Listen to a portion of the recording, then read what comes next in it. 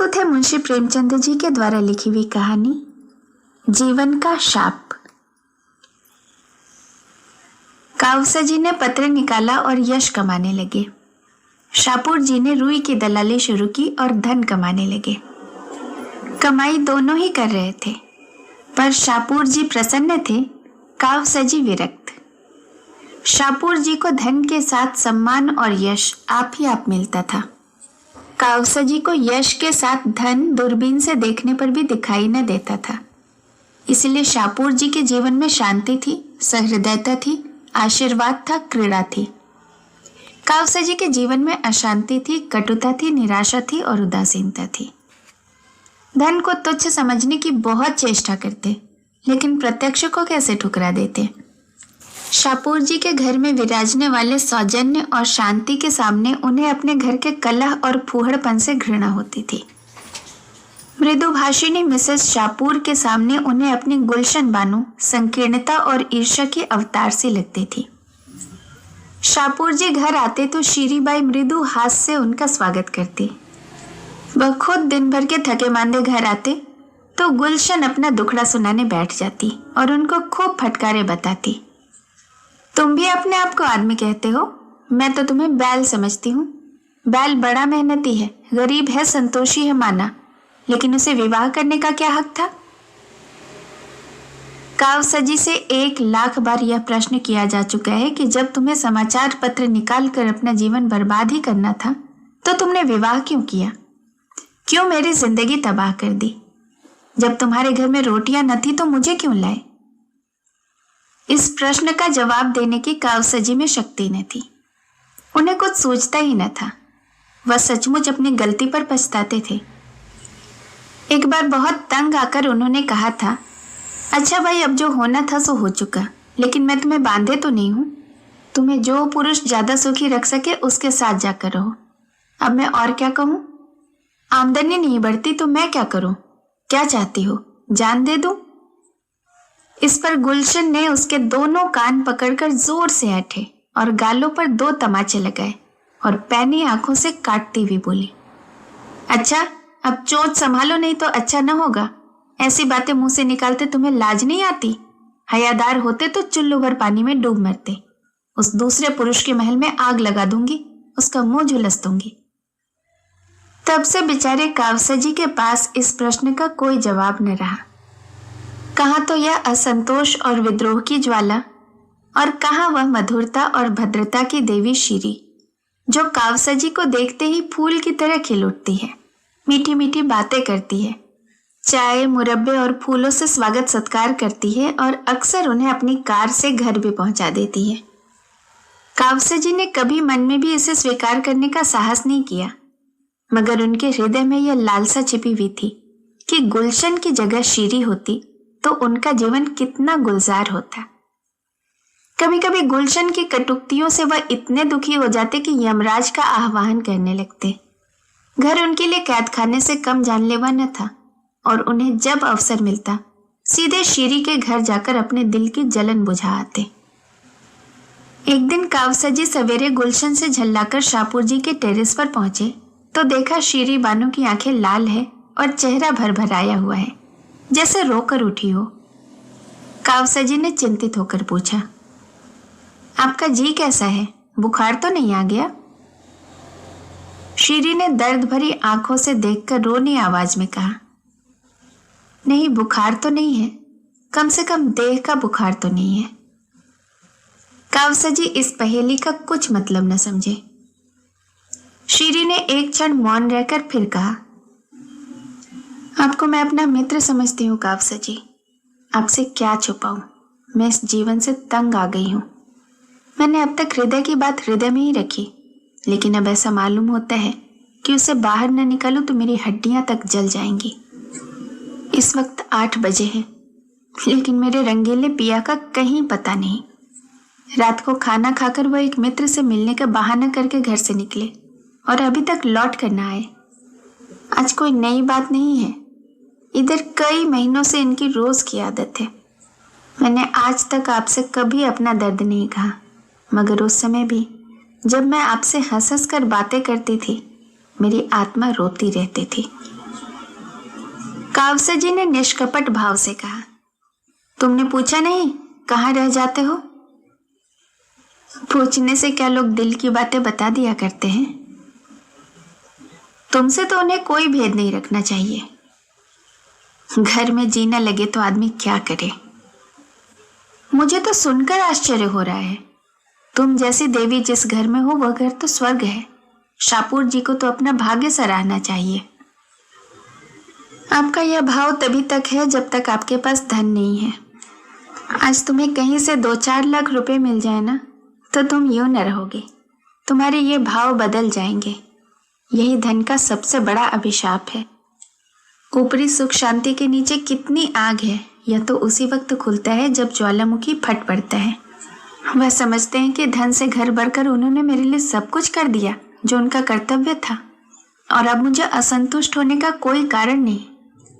यह नहीं जानते कि ऐश के ये सामान उस तहखाने में गड़े हुए पदार्थों की तरह हैं जो मृतात्मा के भोग के लिए रखे जाते थे। कावसा जी आज एक नई बात सुन रहे थे। उन्हें अब तक जीवन का जो अनुभव हुआ था वह यह था कि स्त्री अंतःकरण से विलासिनी होती है। उस पर लाख प्राण वरो, उसके लिए मर ही क्यों न मिटो, लेकिन सब व्यर्थ। वह केवल खरहरा नहीं चाहती, उससे कहीं ज्यादा दाना और घास चाहती है। लेकिन एक यह देवी है जो विलास की चीजों को तुच्छ समझती है और केवल मीठे स्नेह से प्रसन्न रहना चाहती है। उसके मन में गुदगुदी सी उठी। मिसेस शापूर ने फिर कहा, उनका यह व्यवहार मेरी बर्दाश्त से बाहर हो गया है मिस्टर कावसा जी। मेरे मन में विद्रोह की ज्वाला जल उठी है और मैं धर्मशास्त्र और मर्यादा इन सभी का आश्रय लेकर भी त्राण नहीं पाती। मन को बहुत समझाती हूँ कि क्या संसार में लाखों विधवाएं नहीं पड़ी हुई हैं, लेकिन किसी तरह चित्त नहीं शांत होता। मुझे विश्वास आता है कि वह मुझे मैदान में आने के लिए चुनौती दे रहे हैं। मैंने अब तक उनकी चुनौती नहीं ली है, लेकिन अब पानी सिर के ऊपर चढ़ गया है और मैं किसी तिनके का सहारा ढूंढे बिना नहीं रह सकती। वह जो चाहते हैं वह हो जाएगा। आप उनके मित्र हैं, आपसे बन पड़े तो उनको समझाइए। मैं इस मर्यादा की बेड़ी को अब और न पहन सकूंगी। मिस्टर कावसा जी मन में भावी सुख का एक स्वर्ग निर्माण कर रहे थे। बोले, हाँ, मैं अवश्य समझाऊंगा, यह तो मेरा धर्म है। लेकिन मुझे आशा नहीं कि मेरे समझाने का उन पर कोई असर होगा।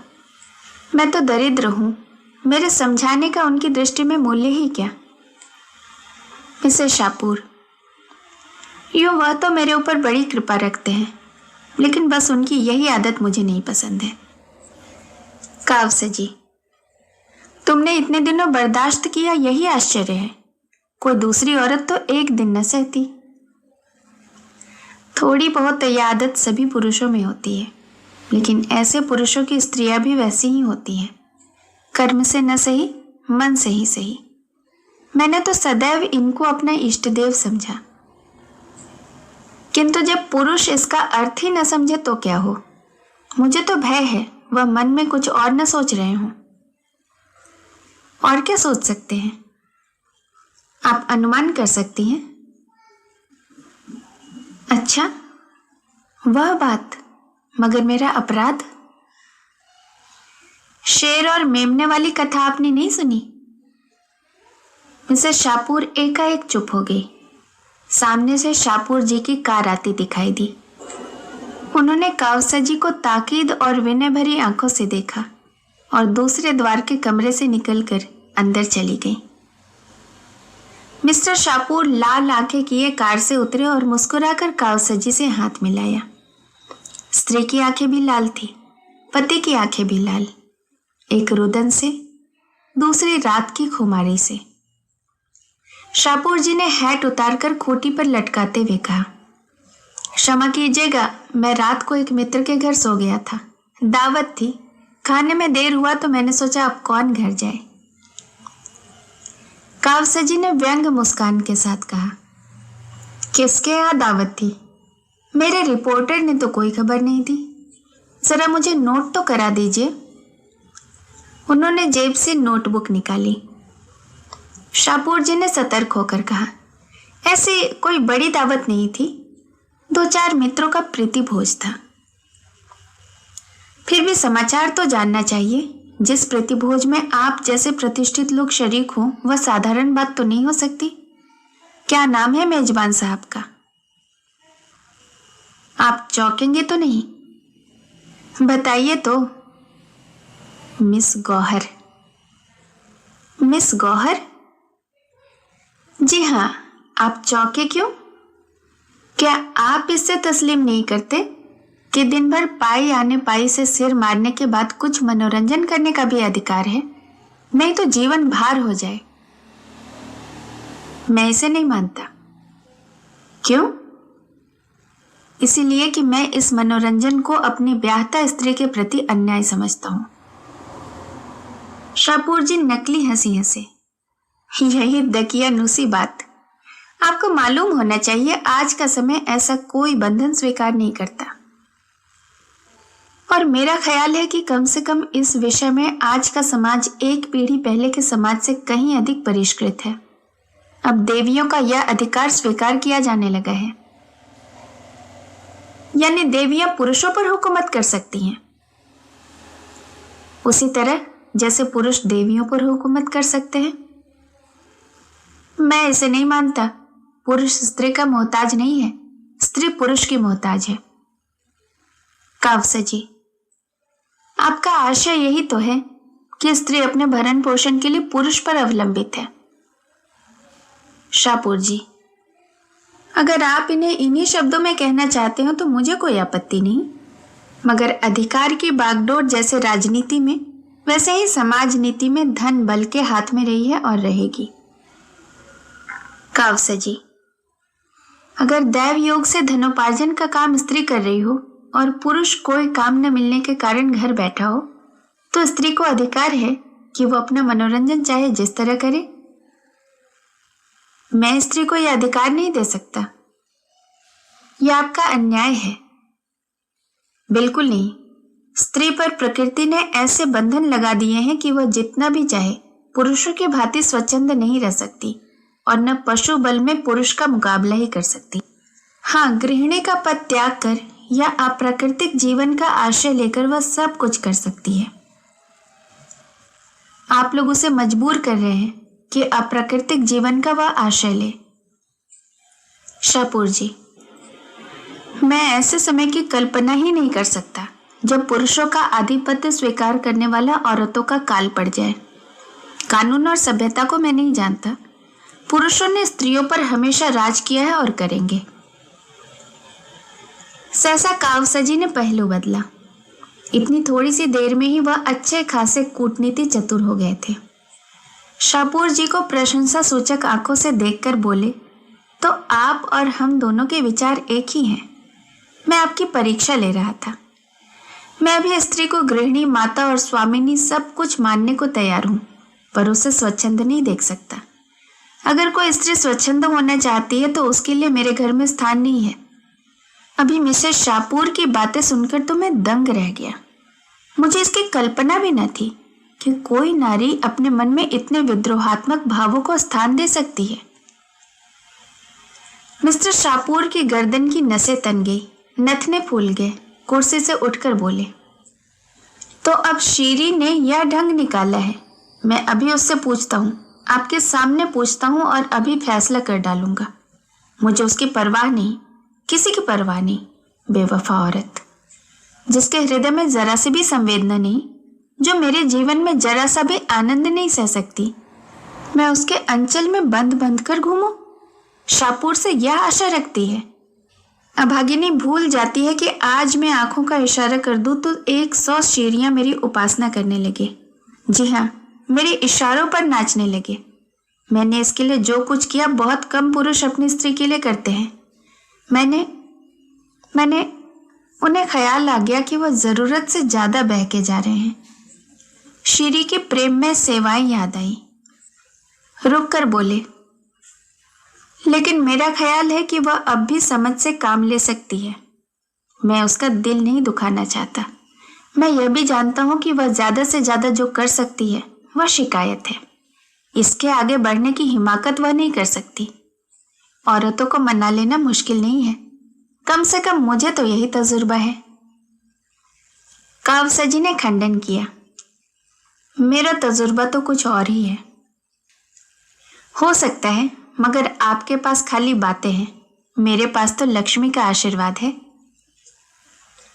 जब मन में विद्रोह के भाव जम गए तो लक्ष्मी के टाले भी नहीं टल सकते। शाहपुर जी ने विचार पूर्वक भाव से कहा, शायद आपका विचार ठीक ही है। कई दिन के बाद कावसजी की शीरी से पार्क में मुलाकात हुई। वह इसी अवसर की खोज में थे। उनका स्वर्ग तैयार हो चुका था, लेकिन उसमें शीरी को प्रतिष्ठित करने की कसर थी। उस शुभ दिन की कल्पना में वह पागल से हो रहे थे। गुलशन को उन्होंने मैके भेज के दिया वह रूठ कर चली गई थी।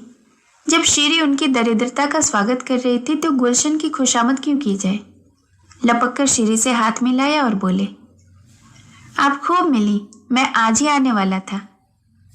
शीरी ने गिला करते हुए कहा, आपकी राह देखते देखते आंखें थक गई। आप भी ज़बानी हमदर्दी ही करना जानते हैं। आपको क्या खबर, इन कई दिनों में मेरी आंखों से कितने आंसू बहे हैं। कावसजी ने शीरी बानू की उत्कंठापूर्ण मुद्रा देखी, जो बहुमूल्य रेशमी साड़ी की आब से और भी दमक उठी थी, और उनका हृदय अंदर से बैठता हुआ जान पड़ा। उस छात्र की सी दशा हुई जो आज अंतिम परीक्षा पास कर चुका है और जीवन का प्रश्न उसके सामने अपने भयंकर रूप में खड़ा हो। काश वो कुछ दिन और परीक्षाओं की भूल भुलैया में जीवन के स्वप्नों का आनंद ले सकता। आज स्वप्न के सामने यह सत्य कितना डरावना था। अभी तक कावसजी ने मधुमक्खी का शहद ही चखा था। इस समय वह उनके मुंह पर मंडरा रही थी और वह डर रहे थे कि यह कहीं डंक न मार बैठे। दबी हुई आवाज में बोले, मुझे यह सुनकर बड़ा दुख हुआ। मैंने तो शाहपुर को बहुत समझाया था। शीरी ने उनका हाथ पकड़कर एक बेंच पर बिठा दिया और बोली, उन पर अब समझाने बुझाने का कोई असर न होगा, और मुझे ही क्या गरज पड़ी है कि मैं उनके पांव सहलाती रहूं। आज मैंने निश्चय कर लिया है, अब मैं उस घर में लौटकर न जाऊंगी। अगर उन्हें अदालत में जलील होने का शौक है तो मुझ पर दावा करें, मैं तैयार हूं। मैं जिसके साथ नहीं रहना चाहती उसके साथ रहने के लिए ईश्वर भी मुझे मजबूर नहीं कर सकता। अदालत क्या कर सकती है?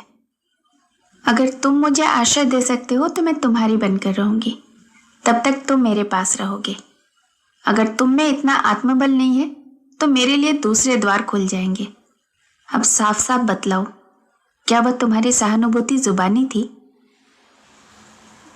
कावसजी ने कलेजा मजबूत करके कहा, नहीं नहीं शीरी, खुदा जानता है मुझे तुमसे कितना प्रेम है। तुम्हारे लिए मेरे हृदय में स्थान है। मगर गुलशन को क्या करोगे? उसे तलाक दे दूंगा। हाँ, यही मैं भी चाहती हूँ, तो मैं तुम्हारे साथ चलूंगी, अभी इसी दम। शाहपुर से अब मेरा कोई संबंध नहीं है। कावसजी को अपने दिल में कंपन का अनुभव हुआ। बोले, अभी तो वहां कोई तैयारी नहीं है। मेरे लिए किसी तैयारी की जरूरत नहीं है, तुम ही मेरे सब कुछ हो। टैक्सी ले लो, मैं इसी दम चलूंगी। कावसजी टैक्सी की खोज में पार्क से निकले। वह एकांत में विचार करने के लिए थोड़ा सा समय चाहते थे। इस बहाने से उन्हें समय मिल गया। उन पर अब जवानी का वह नशा न था जो विवेक की आंखों पर छाकर बहुधा हमें गड्ढे में गिरा देता है। अगर कुछ नशा था तो वह अब तक हिरन हो चुका था। वह किस फंदे में गला डाल रहे हैं वह खूब समझते थे। शाहपुर जी उन्हें मिट्टी में मिला देने के लिए पूरा जोर लगाएंगे, यह भी उन्हें मालूम था। गुलशन उन्हें सारी दुनिया में बदनाम कर देगी, यह भी वह जानते थे। यह सब विपत्तियां झेलने को वह तैयार थे। शाहपुर की जबान बंद करने के लिए उनके पास काफी दलीलें थीं। गुलशन को भी स्त्री समाज में अपमानित करने का उनके पास काफी मसाला था। डर था तो यह कि शीरी का यह प्रेम टिक सकेगा या नहीं। अभी तक शीरी ने केवल उनके सौजन्य का परिचय पाया है, केवल उनकी न्याय, सत्य और उदारता से भरी बातें सुनी है। इस क्षेत्र में शाहपुर जी से उन्होंने बाजी मारी है, लेकिन उनके सौजन्य और प्रतिमा का जादू घर में कितने दिन चलेगा इस पर उन्हें संदेह था। हलवे की जगह चुपड़ी रोटियां भी मिले तो आदमी सब्र कर सकता है, रूखी भी मिल जाए तो वह संतोष कर लेगा, लेकिन सूखी घास सामने देखकर तो ऋषि मुनि भी जामे से बाहर हो जाएंगे। श्री उनसे प्रेम करती है, लेकिन प्रेम के त्याग की भी तो सीमा है। 2-4 दिन भावुकता के उन्माद में यह सब सब्र कर ले, लेकिन भावुकता कोई टिकाऊ चीज तो है नहीं। वास्तविकता के आघातों के सामने यह भावुकता कै दिन टिकेगी? उस परिस्थिति की कल्पना करके कावसजी कांप उठे। अब तक वह रनिवास में रही है, अब उसे खपरेल का एक कॉटेज मिलेगा जिसके फर्श पर कालीन की जगह टाट भी नहीं। कहाँ वर्दीपोश नौकरों की पलटन, कहाँ एक बुढ़िया मामा की संदिग्ध सेवाएं जो बात बात पर भुनभुनाती है, धमकाती है और कोसती है। उनका आधा वेतन तो संगीत सिखाने वाला मास्टर ही खा जाएगा। और शाहपुर जी ने कहीं ज्यादा कमीनेपन से काम लिया तो उनको बदमाशों से पिटवा भी सकते हैं। पिटने से वह नहीं डरते, यह तो उनकी फतेह होगी, लेकिन शेरी की भोग लालसा पर कैसे विजय पाए? बुढ़िया मामा जब मुंह लटकाए आकर उसके सामने रोटियां और सालन परोस देगी, तब शेरी के मुख पर कैसी विदग्ध विरक्ति छा जाएगी। कहीं वह खड़ी होकर उनको और अपनी किस्मत को कोसने न लगे। नहीं, अभाव की पूर्ति सौजन्य से नहीं हो सकती। शेरी का वह रूप कितना विकराल होगा। सहसा एक कार सामने से आती दिखाई दी। कावसजी ने देखा कि शाहपुर जी बैठे हुए थे। उन्होंने हाथ उठाकर कार को रुकवा लिया और पीछे दौड़ते हुए जाकर शाहपुर जी से बोले, आप कहाँ जा रहे हैं? यूं ही जरा घूमने निकला था। श्री बानो पार्क में है, उन्हें भी लेते जाइए। वह तो मुझसे लड़कर आई है कि अब इस घर में कदम न रखूंगी। और आप सैर करने जा रहे हैं? तो आप क्या चाहते हैं कि बैठकर रोऊं? वह बहुत रो रही है। सच? हाँ, बहुत रो रही है। तो शायद उसकी बुद्धि जाग रही है। तुम इस समय उन्हें मना लो तो वह सहर्ष तुम्हारे साथ चली जाए। मैं परीक्षा करना चाहता हूं कि वह बिना मनाए मानती है या नहीं। मैं बड़े असमंजस में पड़ा हुआ हूं, मुझ पर दया करो, मैं तुम्हारे पैरों पड़ता हूं। जीवन में जो थोड़ा सा आनंद है उसे मनावन के नाटे में नहीं छोड़ना चाहता। कार चल पड़ी और कावसजी कर्तव्य भ्रष्ट से वहीं खड़े रह गए। देर हो रही थी, सोचा कहीं शेरी यह न समझ ले कि मैंने भी उसके साथ दगा किया, लेकिन जाऊं भी तो क्यों कर? अपने संपादकीय कुटीर में उस देवी को प्रतिष्ठित करने की कल्पना ही उन्हें हास्यपद लगी। वहां के लिए तो गुलशन ही उपयुक्त है। कुड़ती है, कठोर बातें कहती है, रोती है, लेकिन वक्त से भोजन तो देती है, फटे हुए कपड़ों को रफू तो कर देती है। कोई मेहमान आ जाता है तो कितने प्रसन्न मुख से उसका आदर सत्कार करती है, मानो उसके मन में आनंद ही आनंद है। कोई छोटी सी चीज भी दे दे तो कितना फूल उठती है। थोड़ी सी तारीफ करके चाहे उससे गुलामी ही करवा लो। अब उन्हें अपनी जरा जरा सी बात पर झुंझला पड़ना, उसकी सीधी सी बातों का टेढ़ा जवाब देना विकल करने लगा। उस दिन उसने यही तो कहा था कि उसकी छोटी बहन की सालगिरह पर कोई उपहार भेजना चाहिए। इसमें बरस पड़ने वाली कौन सी बात थी? माना वह अपना संपादकीय नोट लिख रहे थे, लेकिन उनके लिए संपादकीय नोट लिखना जितना महत्व रखता है, क्या गुलशन के लिए उपहार भेजना उतना ही या उससे ज्यादा महत्व नहीं रखता? बेशक उनके पास उस समय रुपये न थे, तो क्या वह मीठे शब्दों से यह नहीं कह सकते थे कि डार्लिंग, मुझे खेद है, अभी हाथ खाली है, 2-4 रोज में कोई प्रबंध कर दूंगा। यह जवाब सुनकर वह चुप हो जाती, और अगर कुछ भुनभुनाई लेती तो उनका क्या बिगड़ जाता। अपनी टिप्पणियों में वह कितनी शिष्टता का व्यवहार करते हैं। कलम जरा भी गर्म पड़ जाए तो गर्दन नापी जाए। गुलशन पर वह क्यों बिगड़ जाते हैं? इसीलिए कि वह उनके अधीन है और उन्हें रूठ जाने के सिवाय कोई और दंड नहीं दे सकती। कितनी नीच कायरता है कि हम सबलों के सामने दुम हिलाएं और जो हमारे लिए अपने जीवन का बलिदान कर रही है उसे काटने दौड़े। सहसा एक तांगा आता हुआ दिखाई दिया और सामने ही उस पर से एक स्त्री उतरकर उनकी ओर चली। अरे, यह तो गुलशन है। उन्होंने आतुरता से आगे बढ़कर उसे गले लगा लिया और बोले, तुम इस वक्त कहां से आई? मैं अभी अभी तुम्हारा ही ख्याल कर रहा था। गुलशन ने गदगद कंठ से कहा, तुम्हारे ही पास आ रही थी। शाम को बरामदे में बैठी तुम्हारा लेख पढ़ रही थी। न जाने कब झपकी आ गई और मैंने एक बुरा सपना देखा।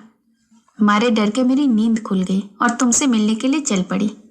इस वक्त यहाँ कैसे खड़े हो? कोई दुर्घटना तो नहीं हो गई? रास्ते भर मेरा कलेजा धड़क रहा था।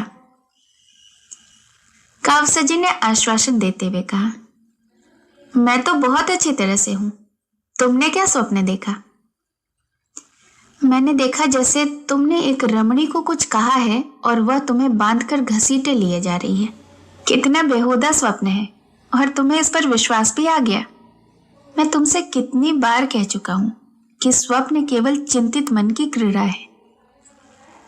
तुम मुझसे कुछ छिपा रहे हो। कोई ना कोई बात हुई जरूर है। तुम्हारा चेहरा बोल रहा है। अच्छा, तुम इस वक्त यहां क्यों खड़े हो? यह तो तुम्हारे पढ़ने का समय है। यूं ही जरा घूमने चला आया था। झूठ बोलते हो। खाओ मेरे सिर की कसम। अब तुम्हें एतबार ही ना आए तो मैं क्या करूं? कसम क्यों नहीं खाते? कसम को मैं झूठ का अनुमोदन समझता हूं। गुलशन ने फिर उनके मुख पर तीव्र दृष्टि डाली। फिर एक क्षण बाद बोली, अच्छी बात है, चलो घर चले। कावसजी ने मुस्कुराकर कहा, तुम फिर मुझसे लड़ाई करोगी? सरकार से लड़कर भी तुम सरकार की अमलदारी में नहीं रहते हो। मैं भी तुमसे लड़ूंगी, मगर रहूंगी तुम्हारे साथ ही। हम इसे कब मानते हैं कि यह सरकार की अमलदारी है? यह तो तुम मुंह से कहते हो। तुम्हारा रोआ रोआ इसे स्वीकार करता है। नहीं तो तुम इस वक्त जेल में होते। अच्छा, चलो चलो, मैं थोड़ी देर में आता हूं। मैं अकेले नहीं जाने वाली हूं। आखिर सुनो तो, तुम यहां कर क्या रहे हो? कावसजी ने बहुत कोशिश की कि गुलशन वहां से किसी तरह से चली जाए, लेकिन वह जितना ही इस पर जोर देते उतना ही गुलशन का आग्रह भी बढ़ता जाता था। आखिर मजबूर होकर कावसजी को शीरी और शापूर के झगड़े का वृतांत कहना ही पड़ा। यद्यपि इस नाटक में उनका अपना जो भाग था उसे उन्होंने बड़ी होशियारी से छिपा देने की चेष्टा की। गुलशन ने विचार करके कहा, तो तुम्हें भी यह सनक सवार हुई? कावसजी ने तुरंत प्रतिवाद किया, कैसे सनक? मैंने क्या किया? अब यह तो इंसानियत नहीं है कि एक मित्र की स्त्री मेरे से सहायता मांगे और मैं बगले झांकने लगूं। झूठ बोलने के लिए बड़ी अकल की जरूरत होती है प्यारे, और वह तुम में नहीं है, समझे?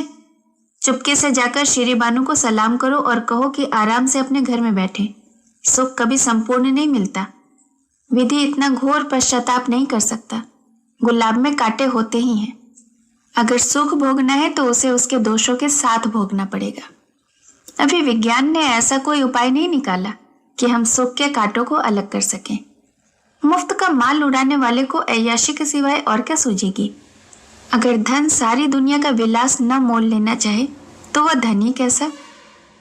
शीरी के लिए भी क्या वे द्वार नहीं खुले हैं जो शापूर जी के लिए खुले हैं? उससे कहो शापूर के घर में रहे, उसके धन को भोगे और भूल जाए कि वह शापूर की स्त्री है, उसी तरह जैसे शापूर भूल गया है कि वह शीरी का पति है। जलना और कोड़ना छोड़कर विलास का आनंद लूटे। उसका धन एक से एक रूपवान विद्वान नवयुवकों को खींच कर लाएगा। तुमने ही मुझसे कहा था ना कि एक जमाने में फ्रांस में धनवान विलासिनी महिलाओं का समाज पर आधिपत्य था। उनके पति सब कुछ देखते थे और मुंह खोलने का साहस न करते थे। और मुंह क्या खोलते, वे खुद इसी धुन में मस्त थे। यही धन का प्रसाद है। तुमसे न बने तो चलो मैं चलूं, मैं शीरी को समझा दूं। अय्याश मर्द की स्त्री अगर अय्याश न हो तो यह उसकी कायरता है, लतखोरपन है। कावसजी ने चकित होकर कहा, लेकिन तुम भी तो धन की उपासक हो। गुलशन ने शर्मिंदा होकर कहा, यही तो जीवन का अभिशाप है। हम उसी चीज की ओर लपकते हैं जिसमें हमारा अमंगल है, सत्यानाश है। मैं बहुत दिन पापा के इलाके में रही हूँ। चारों तरफ किसान और मजदूर रहते थे। बेचारे दिन भर पसीना बहाते थे, शाम को घर जाते थे। अय्याशी और बदमाशी का कहीं नाम भी न था। और यहाँ शहर में देखती हूँ कि सभी बड़े घरों में यही रोना है। सब के सब हथकंडों से पैसे कमाते हैं और अस्वाभाविक जीवन बिताते हैं।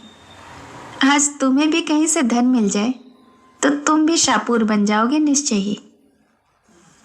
तब शायद तुम भी अपने ही बताए हुए मार्ग पर चलोगी, क्यों? शायद नहीं, अवश्य। हाँ।